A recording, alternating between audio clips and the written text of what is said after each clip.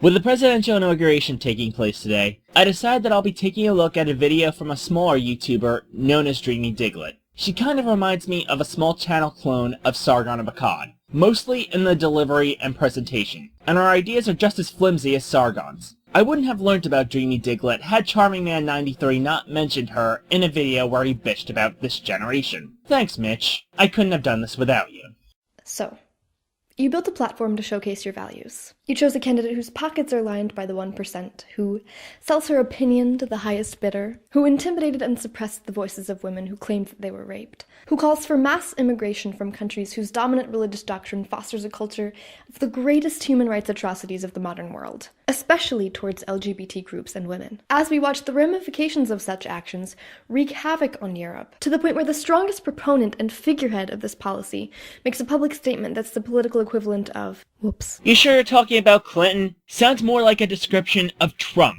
If you're hoping that he'll get rid of all the brown people, he only hates them when it's convenient to him. Donald Trump has been known to hire undocumented workers at a rate higher than most corporations, so his anti-immigration statements are pure hypocrisy designed to get people like you to vote for him. Also, despite Trump's fear-mongering about Muslims, most of the victims of ISIS are Muslims, and most of the refugees are trying to get away from them. Sure, there are going to be a few bad apples among them, but let's not forget that some of the worst acts of terrorism that were done on American soil were by American white men.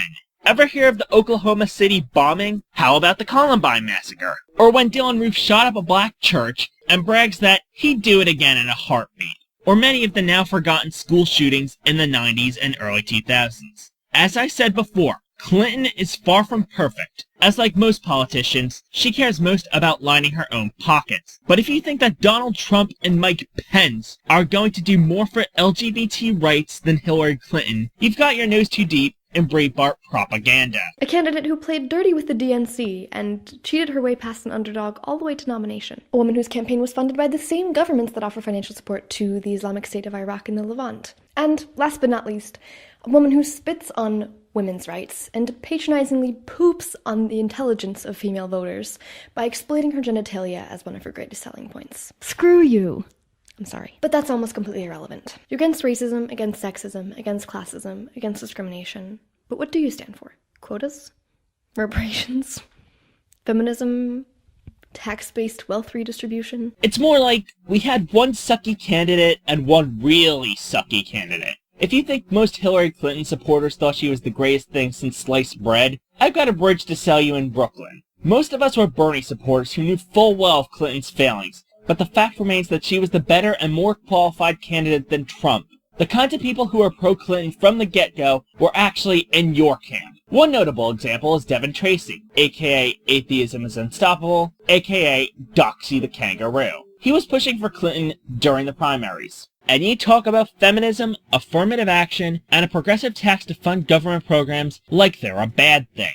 If you're not part of the top 5%, a progressive tax is actually beneficial to you. If you are part of the top 5%, then what's the difference between being a millionaire who takes home $800,000 a year and one who takes home $600,000 a year? How does it benefit you for the wealthiest Americans to be able to buy another yacht? I think they'll survive. Forgive me for caring more about people who would otherwise be out on the streets begging for money to survive than whether or not the wealthy elite can throw another fancy dinner party. And of course, it's obvious that you're against feminism and affirmative action. You're a conservative who's more than happy to preserve the status quo. Ironically, you benefit from feminism, which you bash. You may say, but it's just modern feminism. People said that during the second wave as well. People have been anti-feminist since feminism's inception. But progress was still made.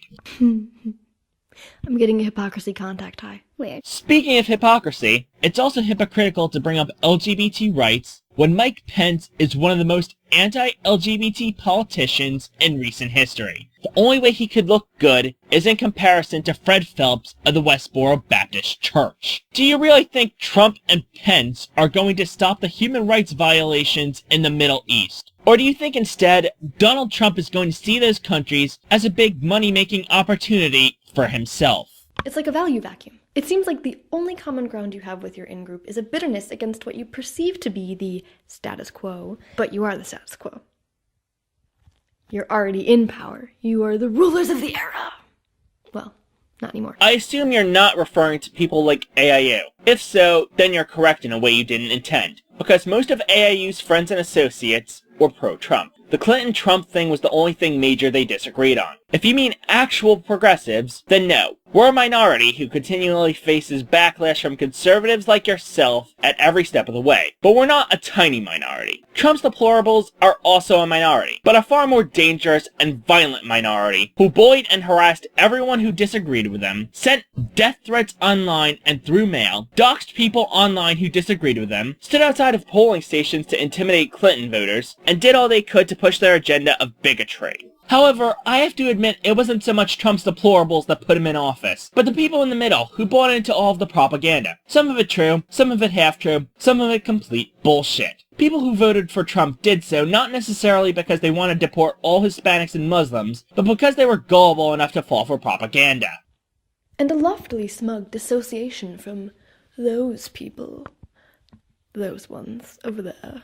You're a predictable vanilla bean, so wrapped up in your own moral authoritarianism that you seem to have no concept of your real enemy. Most of us know who the enemy, as you put it, is. We know not all of you are white nationalists, but you have no problem putting white nationalists into power because it's all about pwning SJWs at this point. We spoke out about Donald grab him by the pussy Trump and Mike conversion therapy Pence because we knew what they stood for. Many Trump voters had no idea that the Affordable Care Act is the official name of Obamacare. You've cultivated a turbulent swarm of hatred and hostility around a scarecrow, and the villagers behind you are watching you until you turn the garden tools on them. Psst, that's when they run away. And the more you weep and gripe and complain and stab the scarecrow with flaming pitchforks of accusations, the more these people want absolutely nothing to do with you. Actually, we were the ones who stupidly adopted the "when they go low, we go high" mantra, which was well-intended but horribly ineffective. We tried to hug the bigots who kicked us, and all it got us was a knife in the back. In your ideal worldview, we take every form of abuse with a smile, but never criticize the horrible things your side says. Do you know who Steve Bannon is? I imagine likely you do, since you seem like someone who would be a fan of Milo Yiannopoulos, both Yiannopoulos and Bannon working for Breitbart. Unless you've been living under a rock, you know all about Milo sending harassment after Leslie Jones, whose only crime was being in an all-female Ghostbusters movie. We haven't built a straw man out of your side. We've seen it. We're inundated by it. Anti-feminists, climate change deniers, creationists all seek us out demanding debate. We've heard your position so many times that we've refuted it 1,000 times. We know you're going to bring up men's issues whenever women's issues are being discussed, or bring up women in the Middle East. Or whenever climate change is being discussed, you'll bring up the medieval warm period, or 1940, or satellite anomalies, or cherry-picked data, and that's when you're being civil. Vinegar doesn't catch flies, my friends. And this is a waterfall of vinegar, an avalanche, a fire hose of patronizing vinegar. But you sit around wondering why. You genuinely have no idea. You can't put the in-group blinders down and smell the apple pie. And with every tear, with every scathing insult, every assertion of moral superiority, you successfully alienate yourself from a demographic that's sick of your crap. The projection is really strong with this one. Once again, we were the ones who tried to reach out to you, but because we didn't want to get along with the black people are low IQ thugs by nature narrative, or men are the oppressed gender narrative, or trans people are mentally ill and there are only two genders narrative, and so on, and called you out on it, we're the bad guys. We on the left are so sick of being told that we are oppressing your free speech by calling you out or blocking you on social media, or that we need to grow a thicker skin, while your side considers banning social justice courses and false flagging feminist videos on YouTube perfectly reasonable courses of action. When a progressive gets dogpiled, it's just free speech. When a conservative gets dogpiled, it's suddenly a crisis and an infringement on free speech. When the left gets attacked with hate, we're just being whiny crybabies. When the right gets attacked with hate, it's bullying. Rape cases are dismissed by the right, with a mocking listen and believe. While on the right, any allegation someone makes up is treated as fact. All an anti-SJW has to do is accuse someone on the left of doxing them, and it's treated as fact, regardless of how little evidence there is. You might as well type, "Hi, I live in a self-congratulatory echo chamber and have no capacity for self-reflection. and click post. Seriously? You're going to go there? The anti-SJW community is one of the biggest hive minds I've ever seen. You guys put Reddit to shame. Seriously. As I said before, when one of you guys says something, your whole community treats it as fact. Your hearsay carries more weight among your peers than any amount of evidence from the other side. Interestingly enough, the term echo chamber is thrown around regardless of commenting policies. Meanwhile, people like Donald Trump, Tommy Lauren, Mike Senovic, Devin Tracy, and many others hand out blocks like a mall Santa hands out candy canes, and it's rarely brought up. So, what can we do to not be an echo chamber? Perhaps host right-wing content on our YouTube channels for a fair and balanced approach? But wait, wouldn't that be the forced political correctness you're always crying about? Oh, I got it. We should sit and debate every single person online who messages us. And if we can't convince someone, that means we're wrong. Using that logic, Ken Ham is still a creationist, despite getting destroyed by Bill Nye in the debate. So much for that. If you think you're the good guy, if you think you're tolerant and progressive and modern-minded, listen to me when I tell you that that is your most fatal flaw. And if, moving forward, you continue to return to the sources that lie to you, pander to you, and take advantage of your interest, you're doing yourself a great disservice. Is this a dig at mainstream news? Let me guess. CNN is controlled by the liberals, and only Fox News, Rush Limbaugh, Sean Hannity, InfoWars, Breitbart, and Drudge Report give you the real news, am I right? Wow. Are you sure Sargon doesn't write your scripts for you? Also, I sense a bit of Stefan Molyneux in your influences. But then, I also sense that in Sargon fucking feminist system of a cod. Your politics remain only self-serving and narcissistic.